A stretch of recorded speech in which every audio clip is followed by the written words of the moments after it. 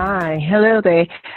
So we just want to spend this session to discuss with you who's who in veterinary practice, really getting to know who you're seeing when you walk into veterinary practice, what their roles are, and kind of help you understand who's treating your pets. So I just want to start with the outline.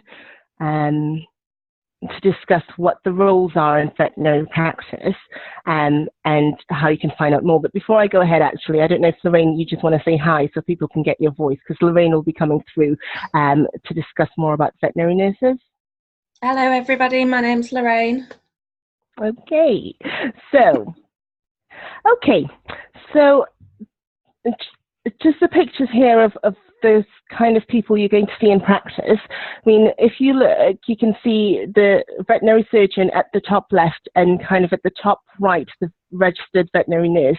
These are the main people you're going to see when you walk into a practice. So generally the veterinary surgeon you'll be seeing, and the nurse as well, but we want to also introduce you to the idea of the advanced practitioner, and also the RCVS specialist, who you will most likely come across at some stage, and also the student veterinary surgeon and the student veterinary nurse. And let's just go to the next slide before I go ahead of myself. Okay, so what are veterinary surgeons? Veterinary surgeons are the people who usually will be doing the consultations when you go into a practice. They're the people who will examine your animal. They will usually make some kind of diagnosis based on the information they have, or decide what tests they need to run if they need more information. They will also be the ones who prescribe medicines. They perform surgeries as well. But they can also have roles outside of veterinary practice. So you'll find veterinary surgeons also exist in government, in industry, and also in universities. So we want to discuss now where they can study, or just to let you know where they can study. In the United Kingdom, there are 7 universities with which students can study to become a veterinary surgeon. These courses are usually 5 or 6 years long, and they're very intensive courses. The Royal College of Veterinary Surgeons visits them regularly, making sure that all students are getting the best possible training. So after graduation, all students must register with the college if they want to practice as a vet in the UK. You may notice that your vet has some letters after their name. We call these postnominals, and they usually tell you about the vet's different achievements. All vets will have MRCVS, which stands for Member of the Royal College of Veterinary Surgeons, and this means they're allowed to practice as a vet in the UK. The letters may also say FRCVS, which stands for Fellow of the Royal College of Veterinary Surgeons. This is a special award given by the Royal College, which to people who have gone above and beyond the requirements for the veterinary profession. So we get to now advanced practitioners. So advanced practitioners will be accredited with a postgraduate certificate, and they demonstrate knowledge and experience in a particular area of veterinary practice. For example, if a vet in normal day practice has a particular interest in an area, they will usually study this at a postgraduate certificate level.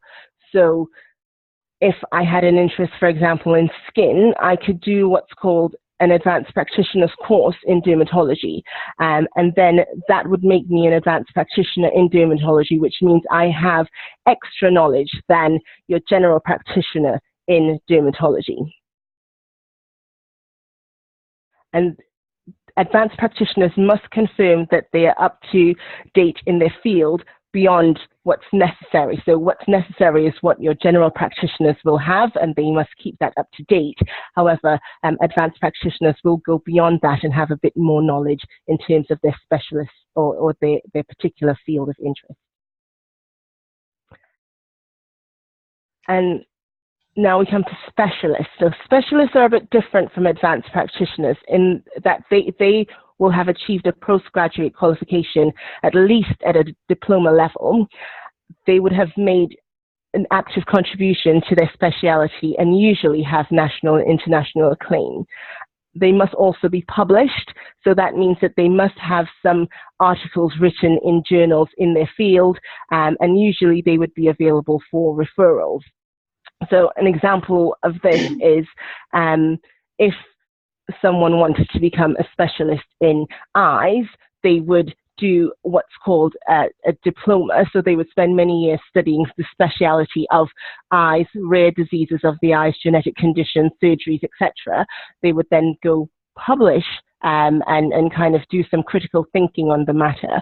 And then if your dog or cat or rabbit had a special eye condition that they needed help for, that your general practitioner wasn't able to kind of deal with, they would then want to refer you to a specialist.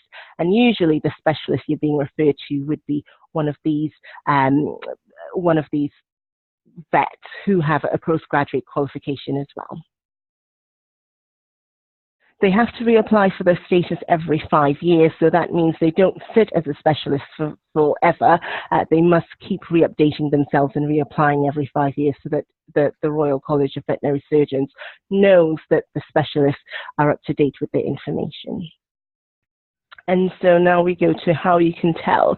So this is the Find a Vet part of the Royal College of Veterinary Surgeons website. So the RCVS website, you go to www.findavet.rcvs.org.uk, and you can search here for vets, vet nurses, practices, or specialities, names of vets or their location, and so you'll be able to find. So we just have two examples of vets that you can find here, just to bring your attention to the first one, which has a Dr. DR before her name. The second doesn't. There is no difference in that all vets can use the title DR or doctor before their name, but not all choose to. So there is no difference in terms of the qualification of your vet if they choose to or not choose to use the DR title before their name.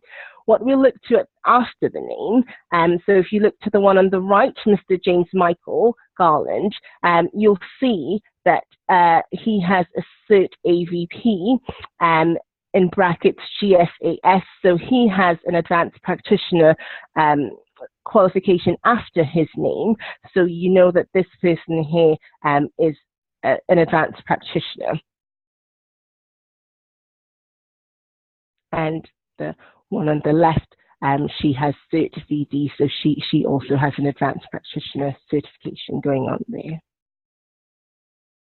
Okay.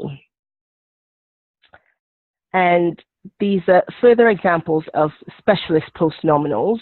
So if we see the one on the left, that's she has after her name DIP ECVAA, and the one on the right has DIP ECVS. So they are then, if you go down their names, you can see additional information.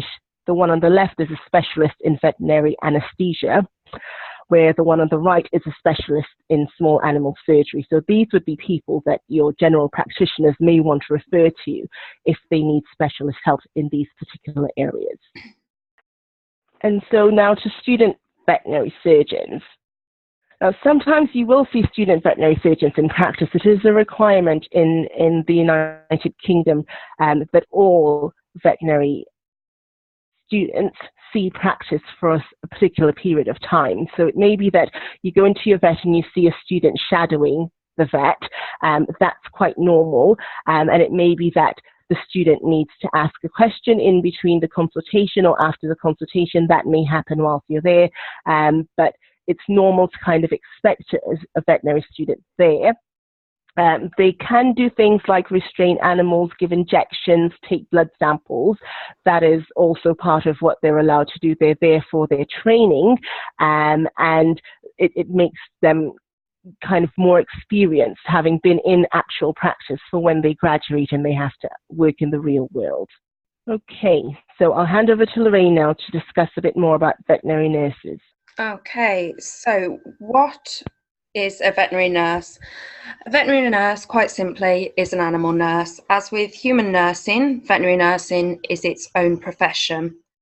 We study and obtain qualifications in our chosen career path to care for a variety of different animals. It's important to remember we are not training to be veterinary surgeons.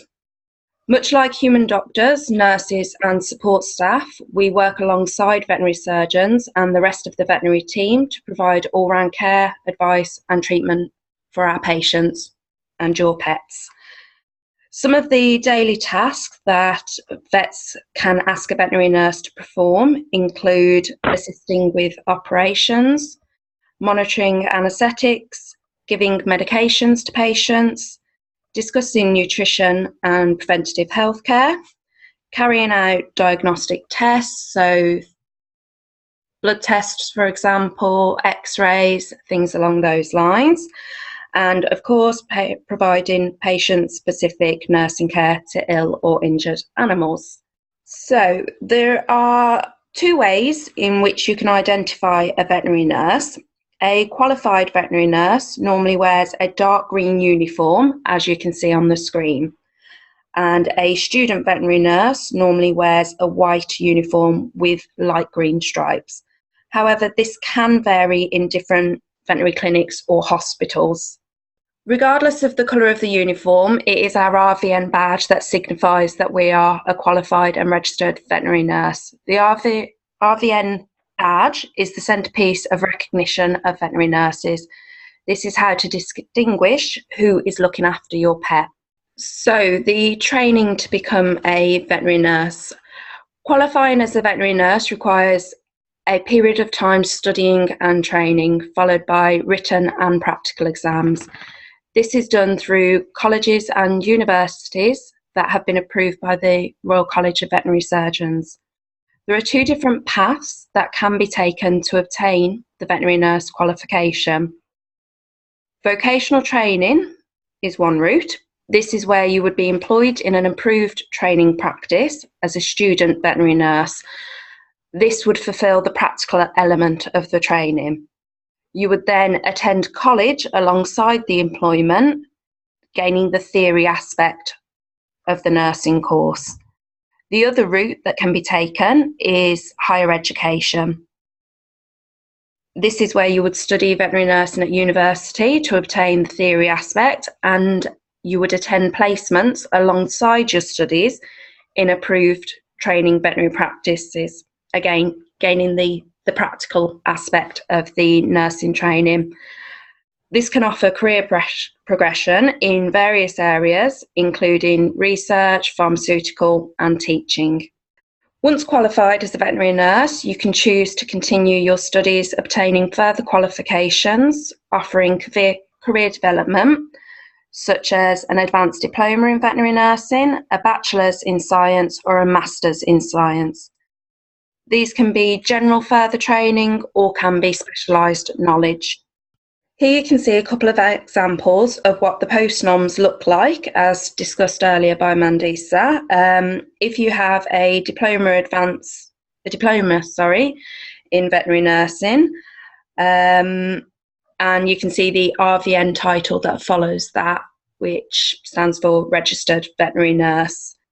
You can book clinic appointments with a veterinary nurse at most veterinary practices. Veterinary nurses can give you advice and assistance in a range of areas, including managing weight, wound care, behaviour, training, post-operative checks, suture removals, microchipping, and specific clinics for diabetic and geriatric patients, for example, which can help with a more holistic pet care. Much like the student veterinary surgeon, you may see student veterinary nurses at your veterinary practice. They will be there shadowing a qualified nurse or performing tasks under supervision. As before, the student will often be wearing the light green uniform, which is an identifying feature. Having the student veterinary nurse in practice is a vital part of their training and very important to the continuation and growth of the veterinary profession. Last but not certainly least, the remaining members of the veterinary team may include animal care assistants. They assist and work under the supervision of the veterinary surgeon and the nurse, doing jobs such as inpatient care and maintaining hygiene within the clinic. Receptions, which, as you probably already know, are your first point of contact on telephoning or attending the clinic. Practice managers, to ensure the clinic runs as smoothly and efficiently as possible. And administration support staff, who undertake tasks including accounts, insurance, and everything admin.